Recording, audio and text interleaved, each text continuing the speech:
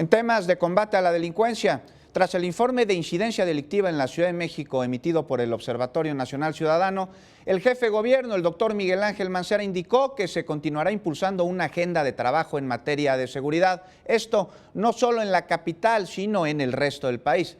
Por ello, el jefe del gobierno urgió al Congreso de la Unión a analizar y también a aprobar el paquete de reformas propuestas desde la CONAGO. Entre ellas están el mejorar el nuevo sistema de justicia penal, el mando mixto policial y además endurecer penas por la aportación ilegal de armas. Escuchemos lo que se dijo.